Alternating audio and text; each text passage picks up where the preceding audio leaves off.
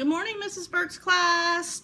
Fist pumps, high fives, handshakes, big hugs. Miss you guys. Hope you had a great Mother's Day and gave your mom big hugs and did lots of special things for her. This week, our fairy tale is this book.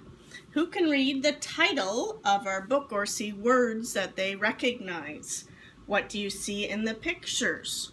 Who do you think the characters will be? What do you think the setting will be? And what events do you think will happen? I'll let you look for a minute.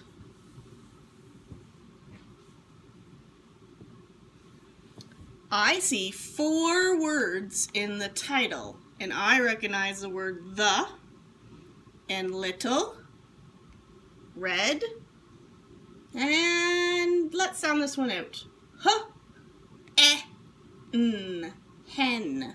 The little red hen. All right, now let's look at the picture on the front cover. I see a hen, a cat, a goose, and a dog. I think they will be the characters in the story.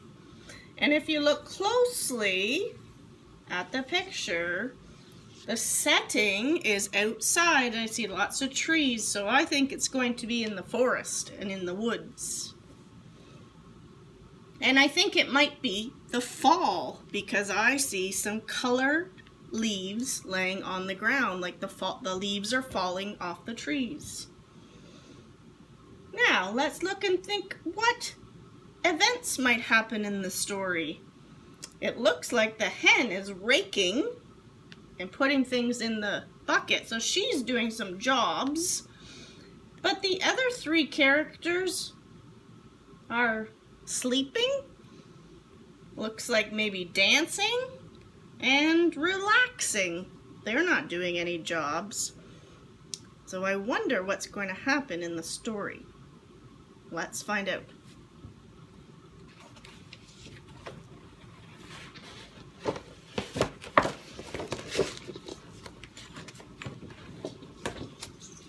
The Little Red Hen.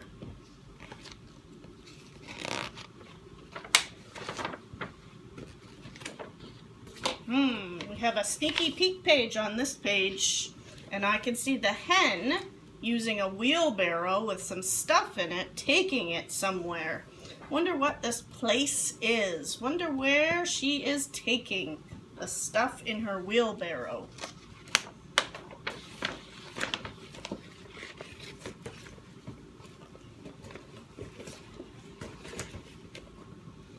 How does a fairy tale start? Once upon a time, there was a little red hen who shared her tiny cottage with a goose, a cat, and a dog. The goose was a gossip. She chatted with the neighbors all day long. So gossip means she likes to talk to people.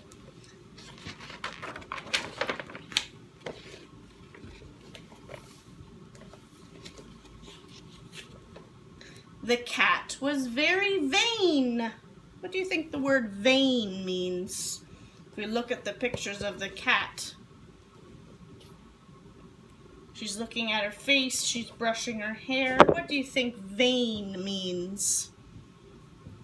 She brushed her fur, straightened her whiskers, and polished her claws all day long. I think the word vain means that all she thinks about is what she looks like.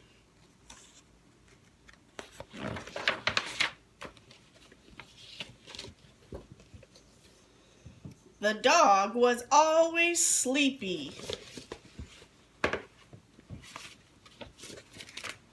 He napped on the front porch swing all day long.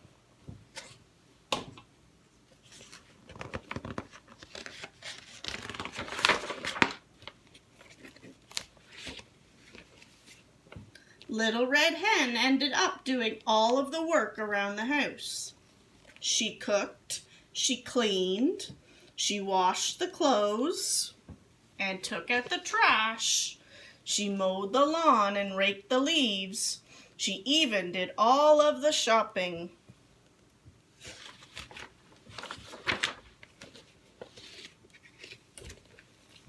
One morning, on her way to market, the little red hen found a few grains of wheat.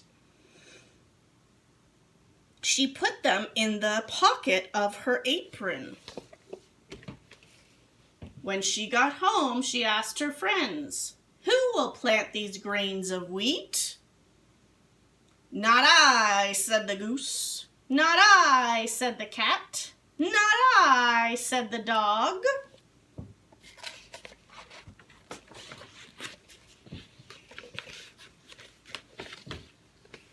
"Then I will plant them myself," said the little red hen, and she did.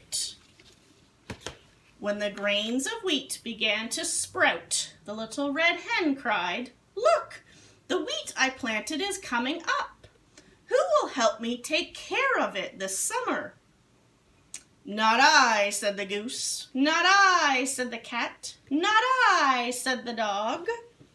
And if you notice, there are quotation marks around the two words, "not I," because that is what the goose is saying, the cat is saying, and the dog is saying.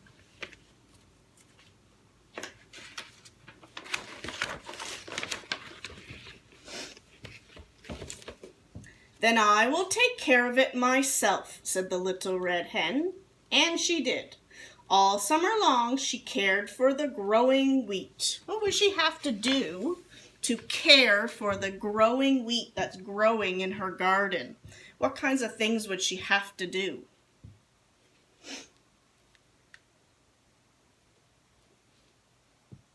She made sure that it got enough water, and she hoed the weeds out carefully between each row. By the end of the summer, the wheat had grown tall. And when it turned from green to gold, she asked her friends, "Who will help me cut and thresh this wheat?" "Not I," said the goose. "Not I," said the cat. "Not I," said the dog.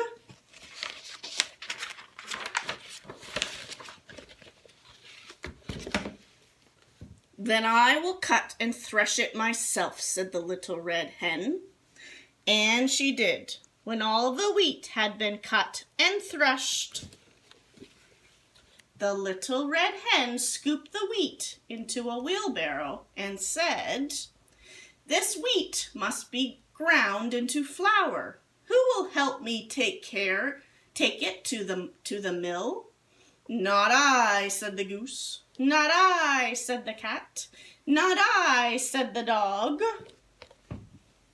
Nobody is helping her. "Then I will take it myself," said the little red hen, and she did. The miller ground the wheat into flour and put it into a bag for the little red hen.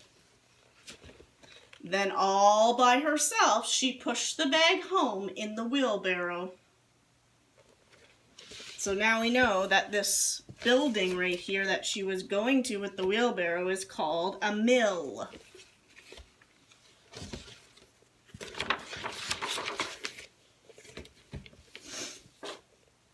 One cool fall morning, Mrs. Burke was right, it's in the fall. Not many days later, the little red hen got up early and said, "Today would be a perfect day to bake some bread. Who will help me bake a loaf of bread with the flour I brought home from the mill?" "Not I," said the goose. "Not I," said the cat. "Not I," said the dog.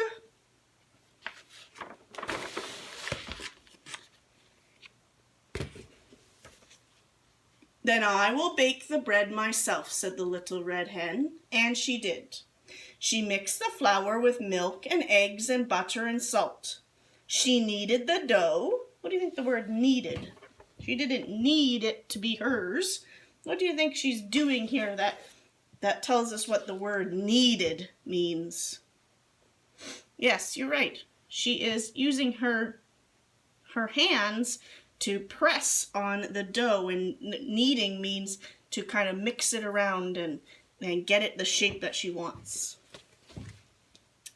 And shaped it into a nice plump loaf.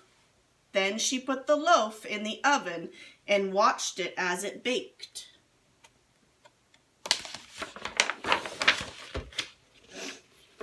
The smell of the baking bread soon filled the air. It smelled so delicious that the goose stopped chatting.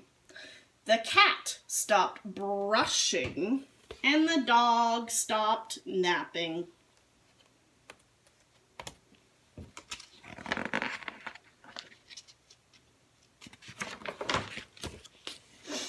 One by one they came into the kitchen. When the little hen took the freshly baked loaf of bread out of the oven, she said, "Who will help me eat this bread?"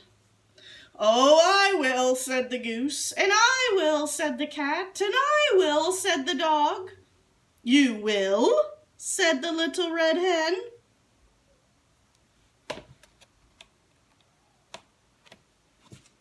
Why do you think they're changing their minds? Before they said, "Not I," and now they're saying, "I will." Who planted the wheat and took care of it? I did. Who cut the wheat? Who threshed it and took it to the mill? I did. Who brought the flour home and baked this loaf of bread? I did. I did it all by myself. Now I am going to eat it all by myself.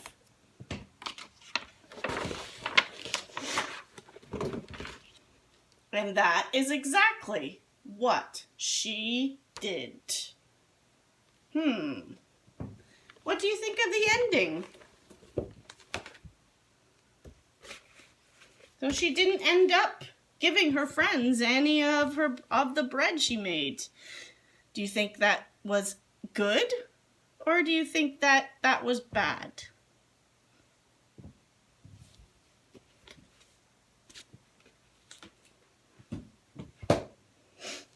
Who are the characters in Little Red Hen? That's right. Little Red Hen, the cat, the dog, and in our story that we just read, there's a goose. But in other stories that you might see on TV or read in a book, they sometimes use a pig instead of a goose.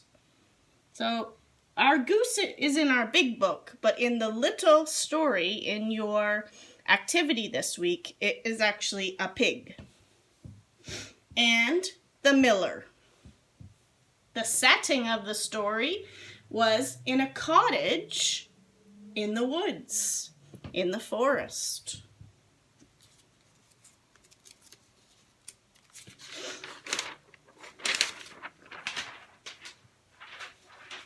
The problem in the story. What was the problem in the story? That's right. No one would help Little Red Hen with anything. That is a big problem. If you don't help around your house, it's a big problem. Dishes don't get cleaned. You won't have any clean dishes. The solution, or the ending of the story, after her friends wouldn't help her, she taught them a lesson by not letting them eat the yummy bread.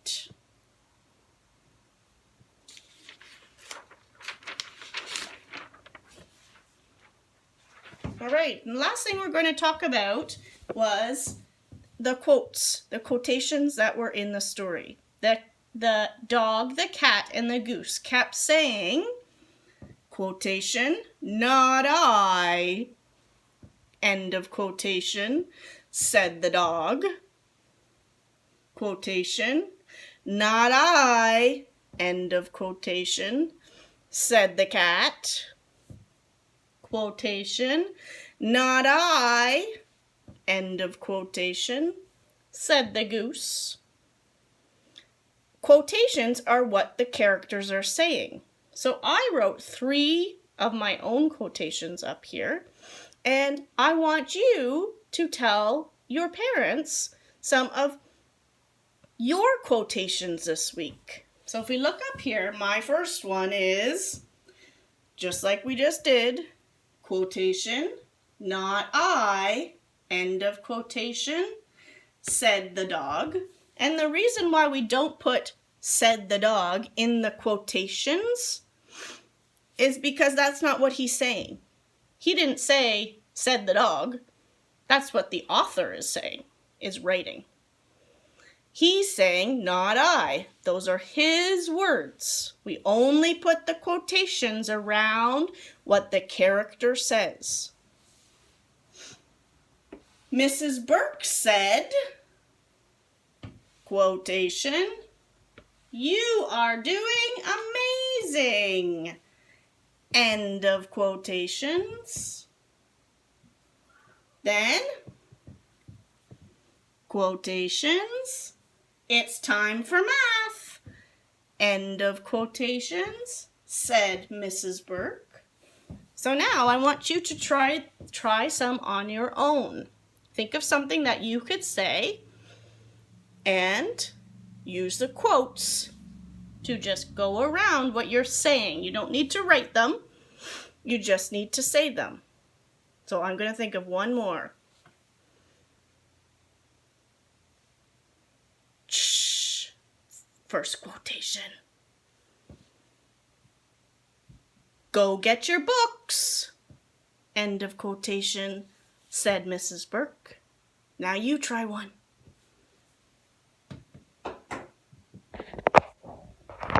Now I'm going to show you your activity this week. Looks like this.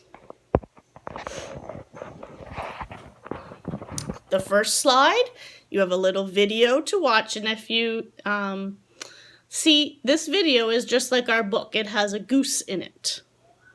But if you are to read the story Little Red Hen from this activity, it actually uses the pig.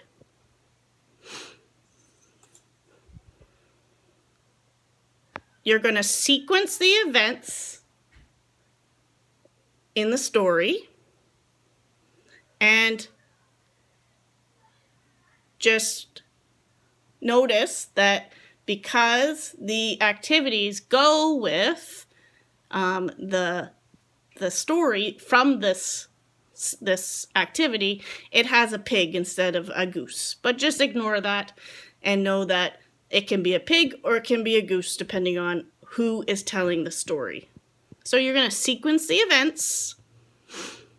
You're going to answer this question.